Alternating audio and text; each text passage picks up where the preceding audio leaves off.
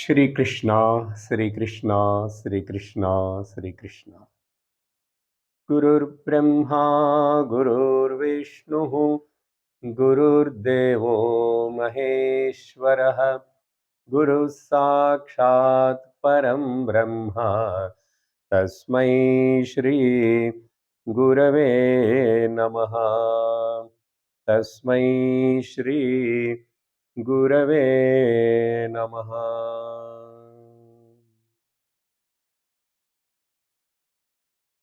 हृदयकुहरमध्ये केवलब्रह्ममात्रम्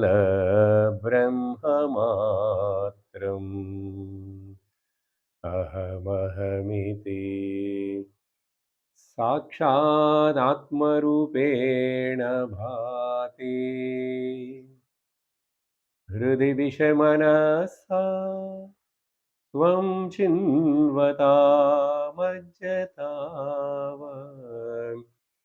पवनचलनरोधात् आत्मनिष्ठो भवत्वम् Arunachal Shiv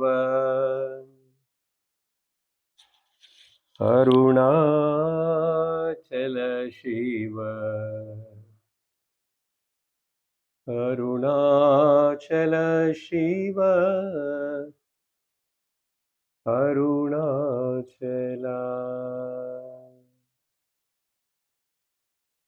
Arunachal Shiv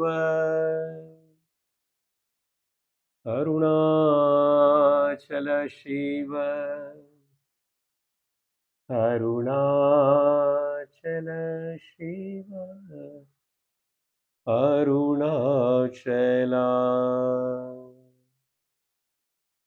Arunachal Shiv Arunachala.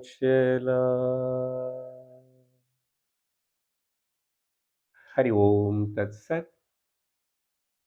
Today we are going to start studying the Upadesha Saaram of Shri Bhagavan Ramana Maharshi. Before going to start the text,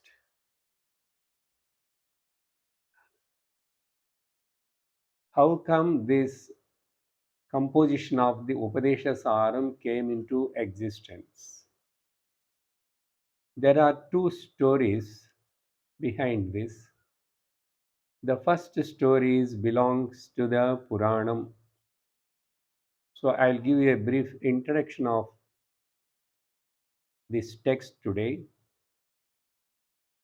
In Shiva Purana,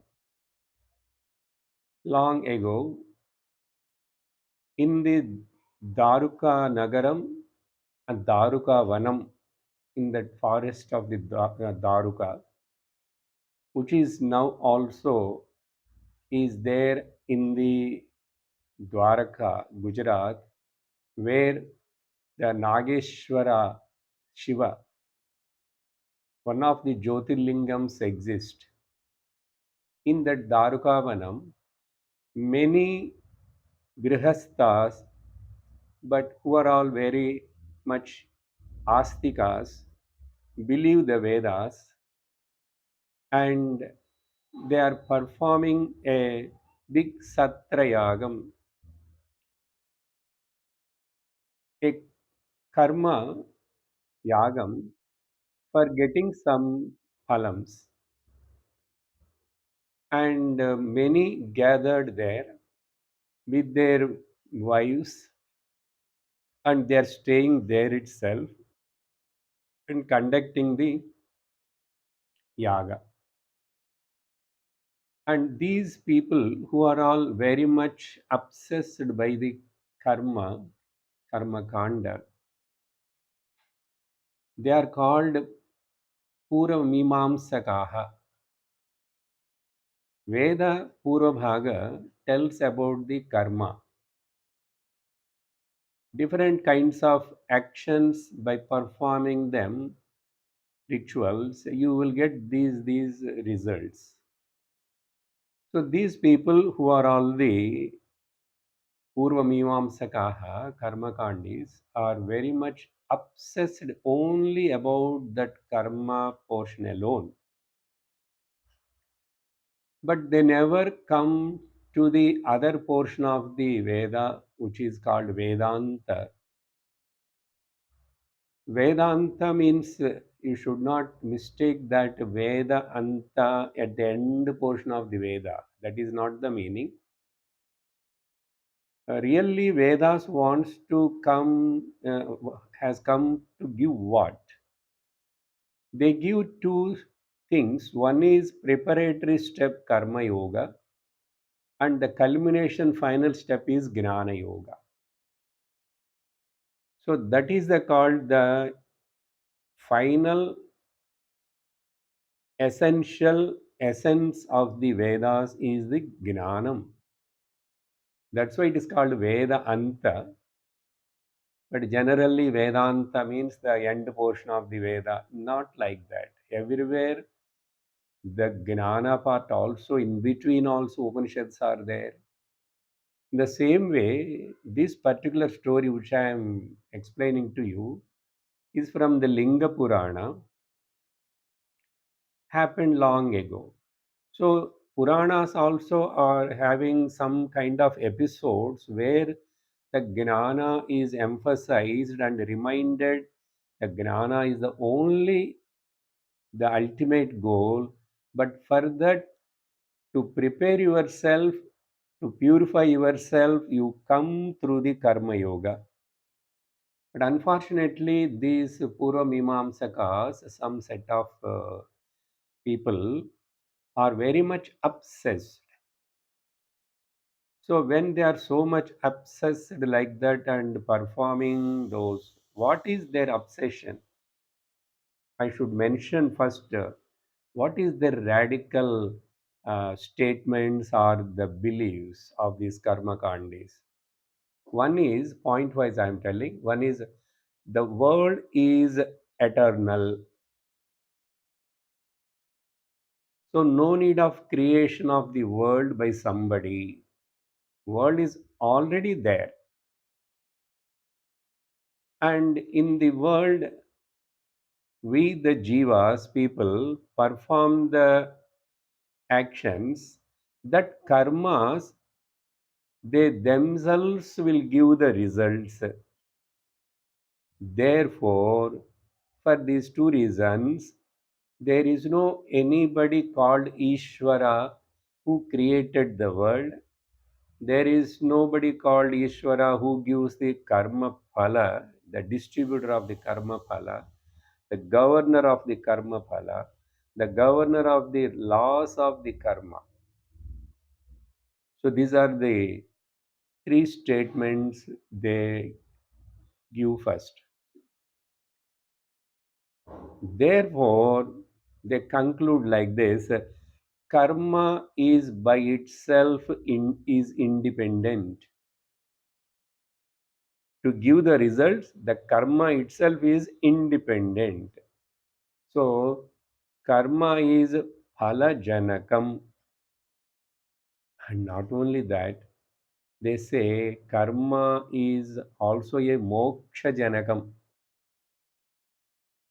But in their sense, moksha means going to the swarga, because it is called amrtatvam, and it is praised in some of the parts of the Vedas, like in the Kathopanishad, the Nachiketa mentions that, oh Lord Emma, because you are not there in the Swarga, so there is no fear about any old age and the disease and the death. So, but that context why Nachiketa said like that, that is a different thing. But these people quote those quotations and take into their advantage and misunderstand themselves and misinterpret also to the people. That means these people's attitude is that they see the one front page of the book, but they won't see the other backside of the page, like that. They must study fully, thoroughly, and understand, and then only should come to the conclusion. But unfortunately, so they say karma is independent, and so gives the moksha janakam also. In their sense, moksha means not the attaining the gnanam and immortality, not that. Going to Swarga and living for long eternal. As this world is eternal, if your karma phalams are also you do the best karma, that itself will give the phalam. That phalam can give the moksha also. And further, they quote another examples also. One is if you throw a stone up, automatically it will fall down. It will fall down. Whatever may be the rule, the law governing, by itself it is working. We won't see anybody behind that Ishvara, that law to apply, the law to function. We don't see anything. Same way, the water always flow towards the uh, down naturally. So for that, the water to flow down, there is no. That is the law. That functions by itself. There is no anybody Ishvara behind making that law to function. So like this, they will quote many examples. Ultimately, what they want to say, Ishvara is not necessary. Ishvara is not there, such a person. So karma independently has got so much power to give results by itself. So this kind of opinion people are called Purvamimamsakaha. Of course, Veda, there are many differences again. Some believers of the Vedas, but they believe the different powers and gods, and but the governor of all these gods also Ishvara. If at all we say for each action, each power, there is a Shakti that is God, they say, "Oh, yes, that's why we worship that God, and result will come automatically. It's a law. The God or the Shakti means it is a law, it functions by itself. But whoever controls even these semi demigods and all the other uh, phenomena in the creation, there is no any total controller or governor Ishvara like that. They won't believe. They are not the Nastikas, please understand. So, what we can say, what we can call them, they are the half Astikas and half Nastikas because they believe Vedas. So, Astika Nastikas, we can give the title to them. Okay, anyhow, funny thing. Then, so this is their attitude.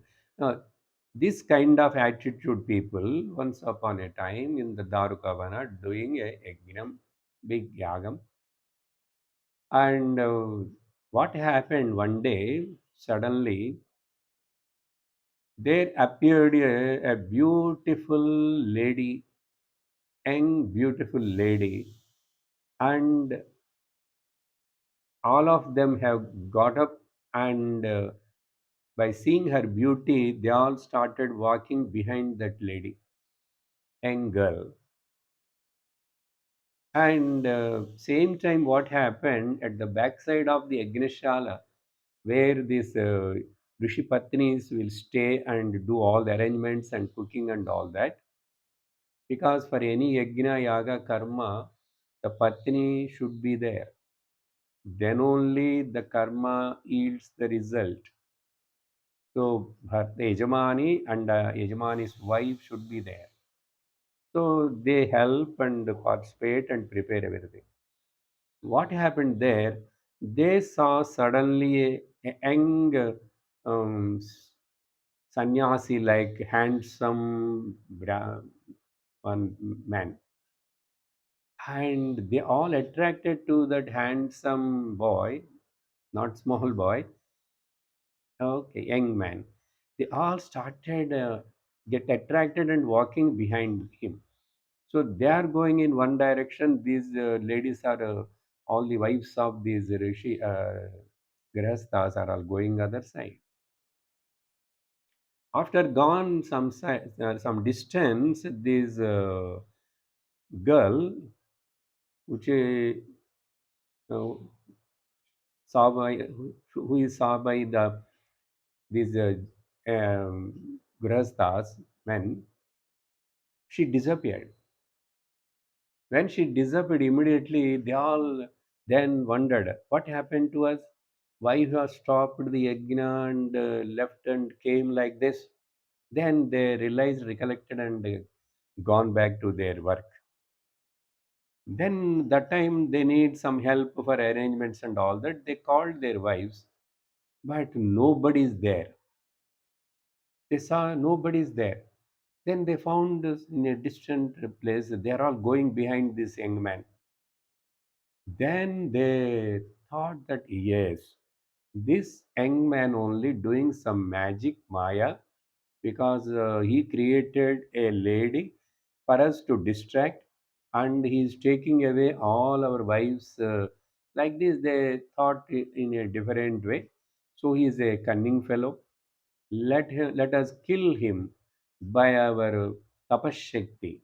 Then they performed a abhisharik kriyas to create a Kshudra Devatas to kill and destroy that young man. And but unfortunately, their mantras, their power to destroy him not worked. They all gone waste. When they saw that what happened, we have lot of tapashakti and mantra shakti with all that, but still we are not able to destroy him. That means there is something higher power than us with him. And when they are thinking like that, suddenly that young man also disappeared. And next moment, Lord Sadashiva,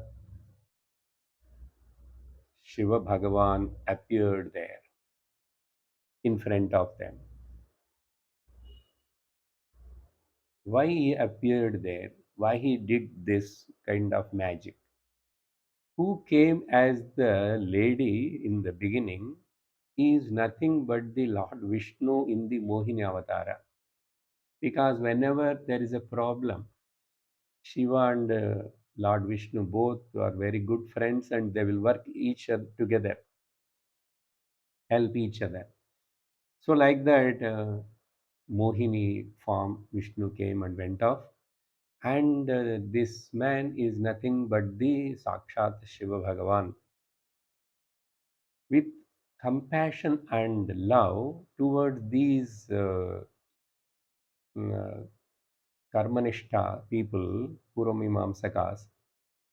Bhagavan wants to teach a lesson to them, give an upadesham, and by that they can understand and come out of this obsession of this karma, and slowly they will enter into the gnana. Then Shiva Bhagavan did the upadesham there, the upadesham. And this is the story one from the Purana. Now, what is the connection to this story and this Upadesha Saaram?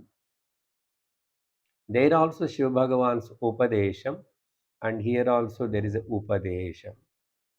This Upadesham means teaching.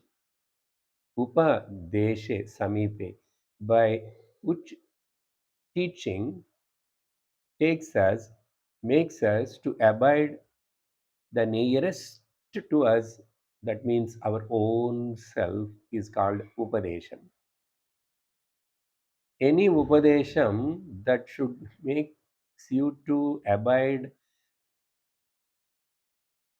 within yourself. Now, here, the essence of that Upadesha Sara. Now, to come to this point, now I have to connect why that Puranic story and here, what is the connection? The second story now. One of the ardent devotees of the Bhagavan Ramana Maharshi, Muruganar, who is a very scholarly person in Tamil and is also a staunch devotee of the um, Subramanya Muruga and interested in composing and writing. Many he knows Sanskrit also. Translating the Sanskrit Purana or some kind of episodes, or is interested in. Basically, he is a school teacher also. So he wants to translate and this particular story part of the Shiva Purana within 100 shlokas. He kept like that one target. Then he started this story and all that. He completed nearly 70 shlokas. And when he came to the uh, part, Upadesha of the Lord Shiva, then he stopped and thought of that. This I should not do. I should not do. That's why teaching everybody can't do, should not do. Everybody can listen. Please understand. Then I am not capable of writing the commentary on this Shiva Bhagavan's Upadesha teaching. Only my revered Guru Bhagavan Ramana Maharshi is the capable and suitable person to do this job. Then he went with the 70 verses and requested and asked the Bhagavan, whenever I say hereafter Bhagavan, Bhagavan, Ramana Maharshi, please understand. Then told Bhagavan, I thought of writing the composition of this particular story from the Shiva Purana because there is a Upadesham and but I could not do that. Bhagavan is only suitable because uh, in Muruganar's opinion, the Bhagavan Ramanavarshi is nothing but the Arunachaleshwara Lord Shiva himself. He has got such a belief. So only if you write commentary, I mean translate it, it will be nice. When he requested, then immediately Ramana Maharshi Bhagavan accepted that. Then he composed. He is not actually interested in composing and writing or anything, but because the devotee requested his student, he completed the Upadesha of the Shiva Bhagavan in Shiva Purana. Here he written in 30 shlokas the Saram of that Upadesham. In Tamil, he wrote first because Muruganar started writing in Tamil first. Bhagavan's mother tongue also mainly Tamil. And that Tamil version of this Upadesha Sara, first in the name of Upadesha Undiyar. Upadesha. Undiyar means the composition or the Sara essence of the Upadesha. Now let us come to the complete meaning of this Upadesha Saram. So Vedas are so big, and every Veda has got so many Upanishads, and all the Upanishads together, and the essence of all the Vedas, either Purva Bhaga or Purva Mimamsa or Uttar Mimamsa, Karmakanda and Jnanakanda, the entire essence of the Veda, the ultimate teaching, Upadesha, that means the Sara of the Vedanta also completely given in a nutshell form, in a synthesized form. So that's why it's called Upadesha Saram. A very beautiful small text of with 30 shlokas, which is very popular, and every modern these acharyas, Vedanta teachers, all they teach and talk about this. So that's why we selected today to study that Upadesha Sara of the Bhagavan Ramana Maharshi. So now you got the connection. One is the Purana background, and in between the Purana and the Ramana Maharshi, The connected person is Muruganar. And then in that way, the original Upadesha Saaram in the name of Upadesha Undiyar first came. Then Bhagavan thought of that this particular, not the story part, this 130 shlokas, he himself again translated and written in the Telugu, Malayalam, and Sanskritam. He knows this many languages. And in that way, the Sanskrit version of that Upadesha Saram only we are going to read here and see the meaning. It is Bhagavan Ramana himself translated into the other languages. Now, with this background, now we'll start read the first shloka. For the reading purpose and chanting purpose, these two shlokas actually complete that particular chanting style. But meaning we will take one shloka only. Now, so today, first I will read the first two shlokas. Upadesha Saaram. कर्तृराज्ञया प्राप्यते फलम् कर्म किं परं कर्म तज्जडम् कृतिमहो दधौ पतनकारणम् फलमशाश्वतम् गतिनिरोधकम् फलमशाश्वतम् गतिनिरोधकम्. Now, Bhagavan Ramana Maharshi in these 30 shlokas, in the first of almost 15 shlokas, he is explaining and talking about the sadhana part. Sadhana part. When we say sadhana part, generally, basically, we can divide them into three groups.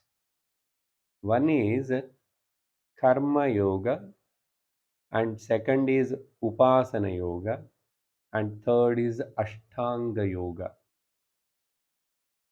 Because all these three together brings the discipline in the person and prepares that person, makes him a fit instrument for the receiving the gnanam later.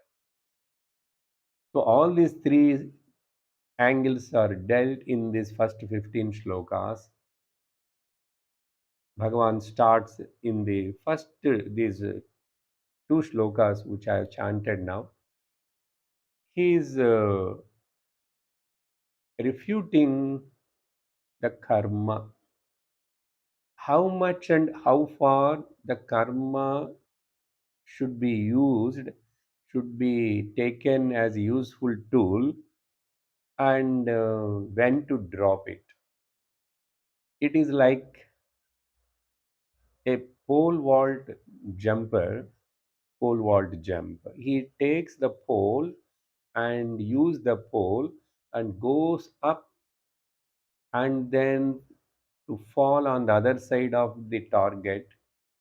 He leaves the pole this side and he falls on the other side. If this job he can do perfectly, then only he will get the medal.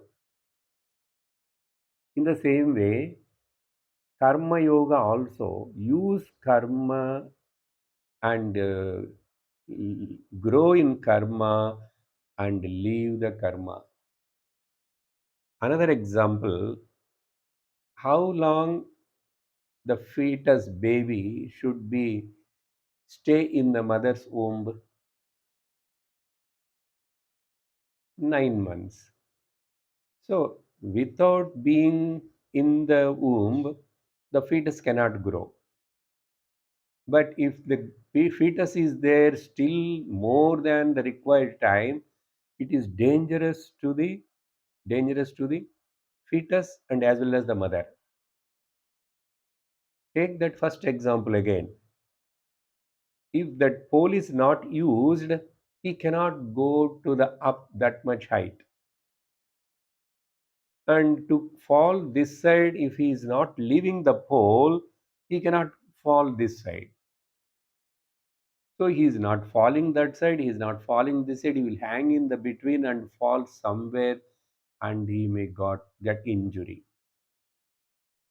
Same way, you have to use the karma, but same time the karma should not become a bondage to you, and then you drop the karma and get out of the karma.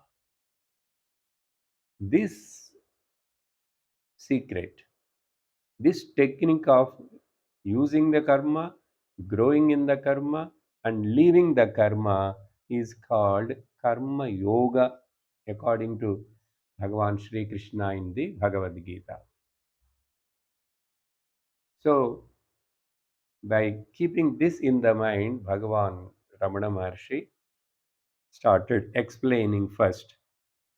Now, this first shloka refuting the karma means what? The In the story part which I told you, the Purva Mimamsakas who are obsessed by the karma, and you have to remember their arguments. What is their argument? World is, I'm reminding again, world is eternal, no need to create by anybody. World is always there, already there, and in the world, the people, jivas, whatever they perform, the action itself will give the result. No need of interference of anybody. Therefore, there is no need of Ishvara or somebody who governs these laws and who uh, controls and distribute this karma phalam. And karma is independent by itself, and it is the palajanakam and moksha janakam also. To negate this wrong idea of these karma kandis, Bhagavan started now telling the first Katruhu Agneya Prapyate Phalam. Kartruhu. Here we have to add Kartruhu means generally whoever do the action is called Kartruhu. But what action here, about whom he is telling? Not about this karma kandi. Here the creator, Kartruhu of what? Jagat. We have to add that. We have to add to understand. The creator of the doer of what? The creator, creation. Who creates the creator of the pot is the knowledgeable about the pot. Creator of the cloth, knowledgeable about the cloth.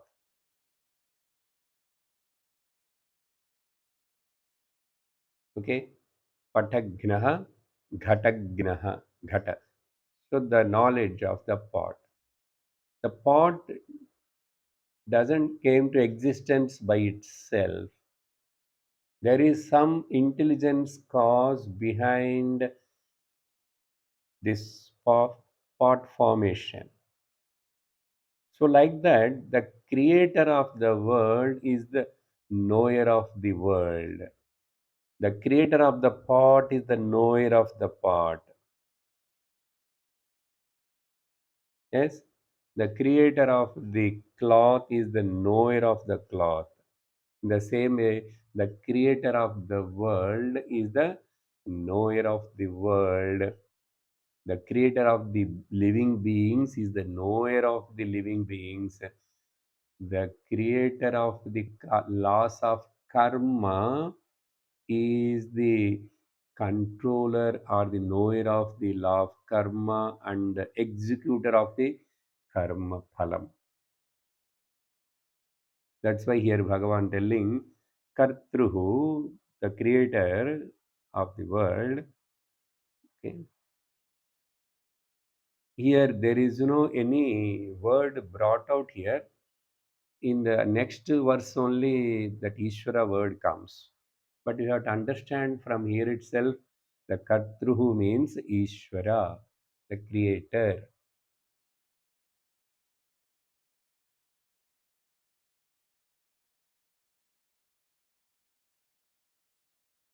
And with his command only, Agneya, by his command only, the karma phalam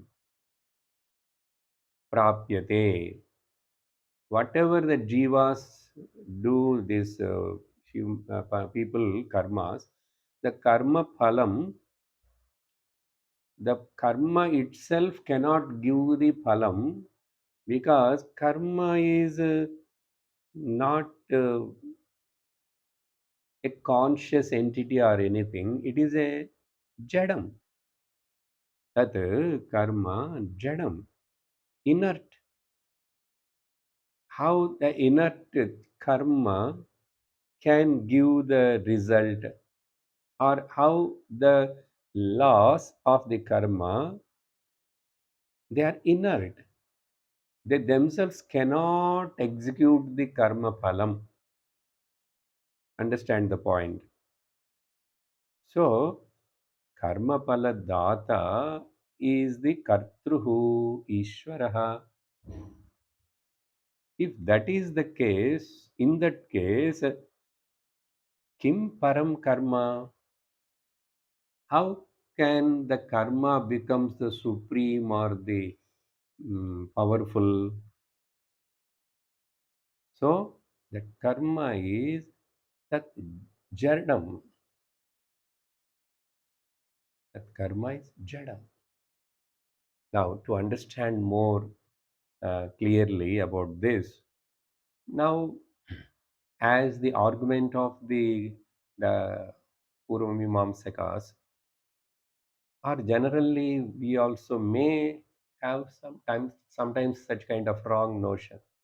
See, laws are there. I will give some four examples, then you will understand this particular thought, because this composition of Ramana Maharshi Bhagavan is very in a sutra form, like each word we have to connect and make a bring the, okay, suck the essence of the whole shloka, what it mean, what for, what he wants to say, and what the Vedanta Sara, Vedantam wants to say. The Vedanta Sara or the Upadesha Sara are not different, not different. So let us try to grasp and suck the meaning essence from this. So simple meaning, now you understood that Katruhu Agneya Prapyate Phalam. With the command of the creator, the karma phala comes to that person. That's why karma by itself is not a great thing. It doesn't have it on its own to give the phalam. Okay, and being it is a jadam, inert. Now to understand, I told you, I am giving examples. One, see, so many laws in the court, isn't it? LAWs, laws. Law books are there, and they are mentioned, but that law by itself can give the judgment. To apply and implement that law, to discern and discriminate, and how to apply to this particular person, to decide that there should be a lawyer or judge. So laws are there, but the executor of the laws also should be there. Otherwise, law cannot. The law by itself, it cannot punish the person. To apply and to implement and to decide, there should be an intelligent cause behind that law again. Otherwise, they are just inert. See how simple to understand. I will give three more examples. One is then, second one, traffic rules are there, traffic signals are there.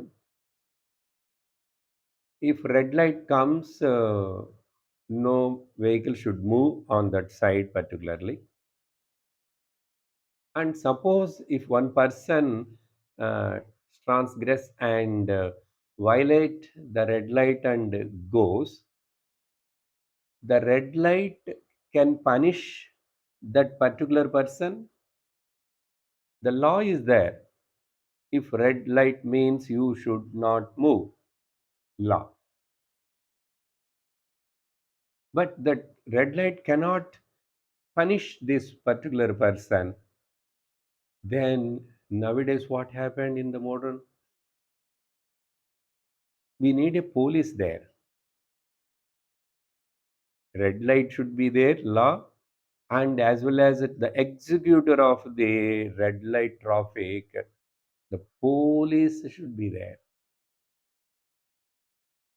He only can see that who violated, and he will tell that, see, red light is there, you are going, so stop, and he will put the fine. So there is executor of that law. Some intelligence cause should be there. Of course, nowadays, even police can't see all the sides, everything. They kept the CCTV cameras. Cameras. Now, even the camera shows what happened. It shows. But the camera, the video itself can punish the person. Then to read, see that video and decide that, and to show that video to that violator. See, you are crossed. So again, there is a executor is required, implementer is required. Another example, come to closer to you, day to day, every day, all of us are using the computers. Now, computer can do so many things.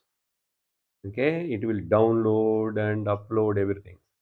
But if you don't operate and press the button of the computer, it will start function. Without your permission, it will upload and it will download. It will ask you, no, who is telling there? Yes, an intelligent cause again. I operator. So computer operator, law and operator, judge, traffic signals and executing the law is the police, and computer operator. Still, let us come to the modern invention, the robots. Now, robots, artificial intelligence is the hot subject in the scientific field. They are programming and keeping everything in the robot, and it will function according to the timings and all that. But ultimately, you have to switch on that robot. Who will switch on? You. Who kept the software inside that robot? You. And who does if any problems comes and do the service, intelligent person, me, have to do repair, because the computer has got intelligence. You program, if it starts opening your cupboard and take the money and it starts going to shopping by itself, huh? Then how it will be? Chaos. But it is not happening. You are keeping in the control. Who is that controller? Not an individual, because We are utterly ignorant about the karma, how it functions, how it will give results, when it will give result, in what form the result will come. We don't know anything. That's why in Bhagavad Gita also, Lord said, Kim karma kimakarmeti kavayopyatra mohitaha. Okay. Gahana karmano gatihi. Arjuna, to understand what is karma, what is vikarma, akarma, even the well-read people also gets confused. And this depth of the karma is so deep. Why Lord says like that? Why we don't have in our hands? It is so simple that see the results of the action.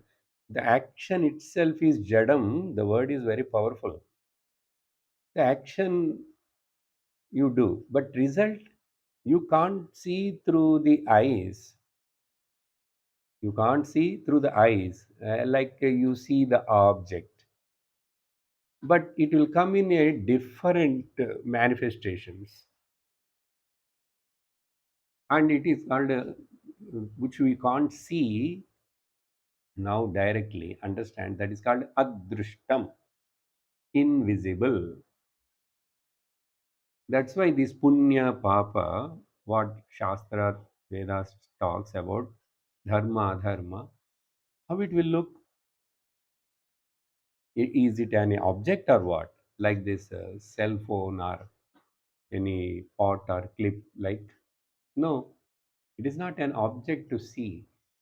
But we are going through so many such kind of different experiences.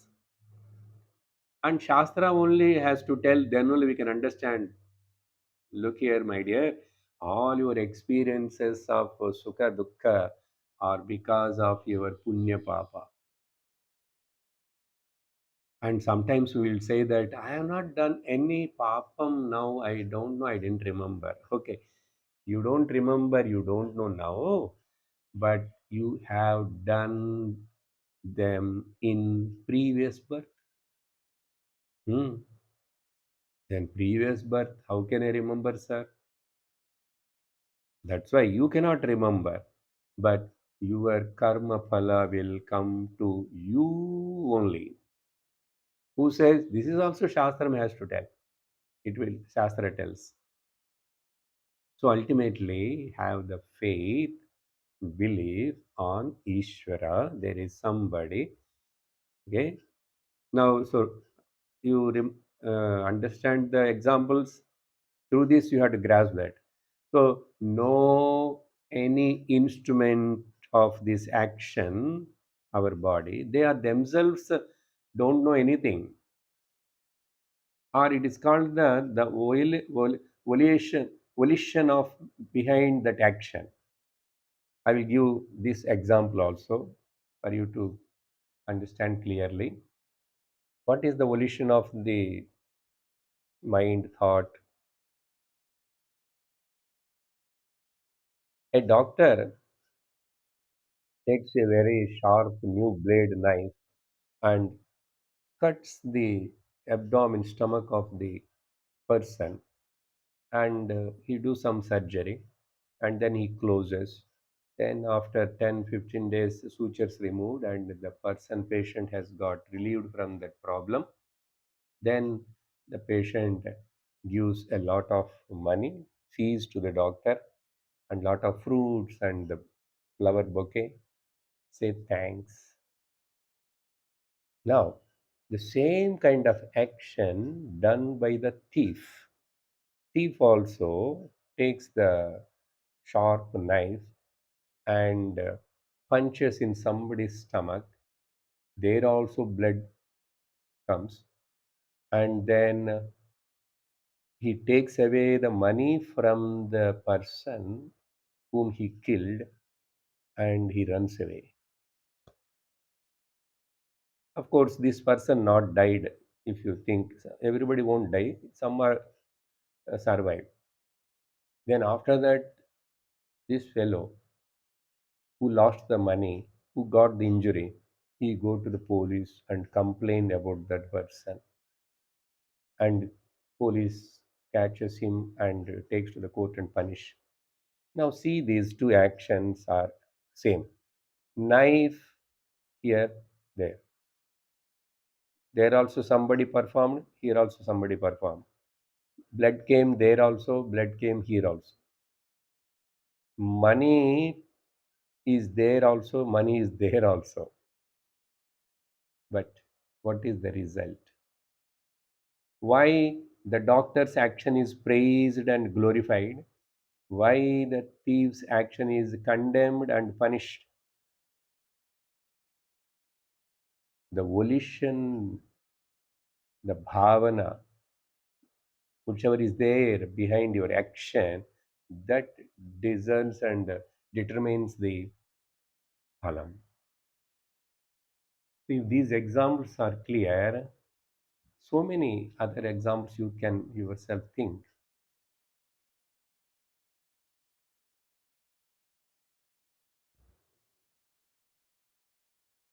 So this is what Bhagavan wants to explain and tell here, to negate this wrong idea of the, there is certainly a karma phala data.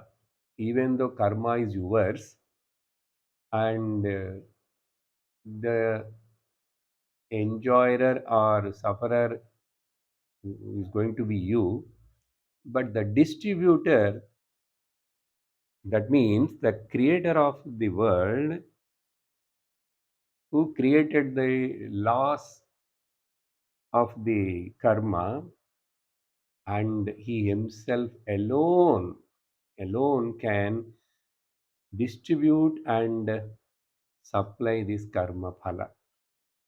That's why you must accept this intelligent cause is there behind, which we call as Ishvara. Otherwise, how this so many these cosmic laws, everything is going on perfectly. Now let us restrict ourselves only to this karma phala. Still, let us come to the at our personal level, because altogether my problem, my doubt, my question is about myself only. I got the fear of what I'm going to get the palam and what papam all I did in my purvajanma, all that. The first of all, as we said just now, the volition and the bhavana drop the claiming of the kartrutva bhavana. I am the doer. Karma phaladata he. Okay.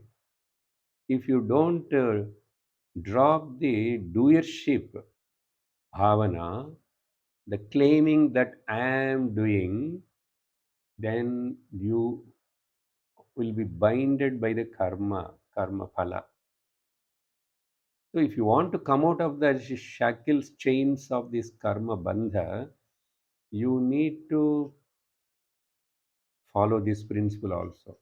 I am not the doer. The second shloka actually going to explain about this, how you can be while, even while doing actions. I am not the doer means then I won't do anything. No, no, no. You have to do. You cannot keep quiet without doing anything. You cannot escape and run away and close the eyes and sit for all the time. Impossible. Even your normal life cannot function and go.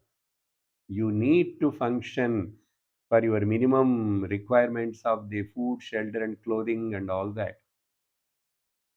That also Bhagavan says in Gita, Nahi kaschit kshanamapi jatu tishtatya karmakrit.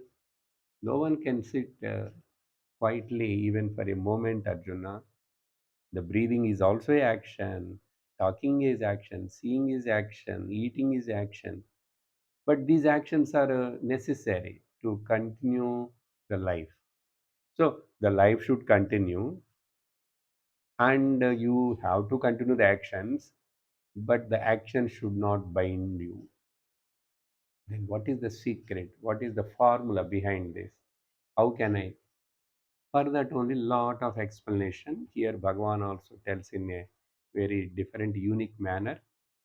If you some we are listening the Bhagavad Gita also, no, simultaneously.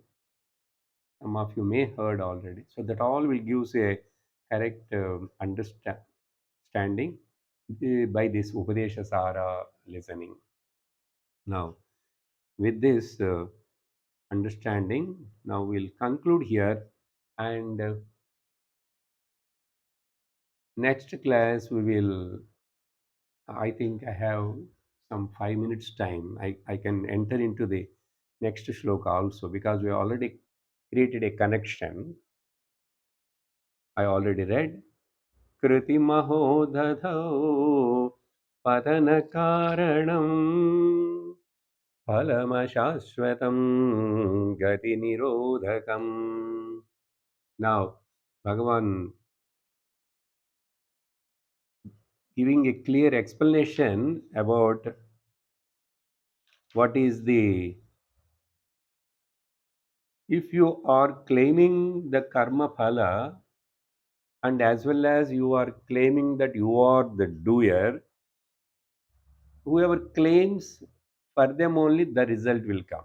If I don't claim my LIC policy, my insurance policy, they won't come and disturb me. If I won't claim, same way, if I don't claim that I am the karta, then simply body doing actions, and the karta also, not only giver of the karma phala, the karta also, the total cosmic controller, creator, Ishvara is only doing. And here he is playing a game of the samsara. Now, here each person in the family, see, one action in the family between the four people, it give a different result and cancel their punya papas and the prarabdha karmas. We never observe this. In the same way, some calamities, some problems, it will affect the total people, yeah, like a war or the tsunami. When it comes all together, totally thousands are died. Yes, in that particular effect, many people's karmas are getting exhausted. The results of the karmas.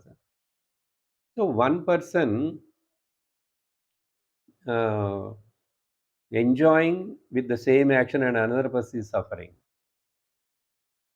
If a person who got the fever, he shiver and feels bad if you put the, no, mm, this fan or anything, he's already shivering, or AC. But a normal other person whose temperature is normal, he feels so comfortable and enjoys. AC fan is same, persons too, but their conditions are different, so their experience also is different. So in this way, if you look into this, now just within 2 3 minutes, I will tell the word meaning first, then we'll elaborate and discuss in the next class. Kriti Maha Udadau. This karma, Bhagavan Ramana comparing here as the mm, great big ocean. Udadi. Udadi means the ocean, where a plenty, immeasurable water is there. That too Maha Udadi, like a Pacific Ocean. It is like a samsara. That's why always compare with the samsaram sagaram. Kriti Maha Udadi. Once if you are caught up in this waters of the samsara of karma, you know what will happen. One is first, it is a patana karanam. Why patana karanam? Because you got this body, you have to evolve yourself from this human existence to the divine existence. Evolve means you have to recognize that you are divine. That is the only purpose of this human body. All other are secondary. I must know myself what I am exactly is the only main purpose of this body we got human. But if your attention is only in the karma, naturally it will puts you down. Patana karana means you may not get this human birth to do the good karma or to purify yourself and to come to the guru to read the shastra. If you born as a mosquito or any other bird or the creature like dog and cat, what you can study and do? So patana karanam, it will makes you takes you to the downfall. It becomes the cause of the downfall, patana karanam. And not only that, my dear, its phalam is always temporary, anityam. Phalam ashashvatam. So because of these two reasons of the it is a patana karanam and the phalam is ashashvatam, naturally your progress is arrested, stop. Gati nirodhakam. What is gati? Maybe previous births you born as a any creeper or a plant or any other animal. Now you are came to the human body, animal level to the plant level to the animal level to the human level. Now from this human level you have to try to go up to the divine level, godhood, not again going down. So, if you are giving importance only to the karma, karma can save me, karma can give me permanent moksha, all these are an illusion. Gati nirodhakam. Gati means instead of using dharma, artha, kama, and going for the moksha, you will be stagnated, and again you will roam in this whirlpool of the samsara. Punarapi jananam, punarapi maranam, punarapi shayane, jhatare shayanam. So you will be constantly pushed, shuttled from womb to tomb and tomb to womb. This is called Gati Nirodhakam. Many more important points are related to this shloka we will discuss in our next session. Om Purnamadah Purnamidam Purnat Purnamudachyate Purnasya Purnamadaya Purnamevavasishyate Om Shanti Shanti Shanti Hari Om Shri Gurubhyo Namaha Hari Om Hari Om Tat Sat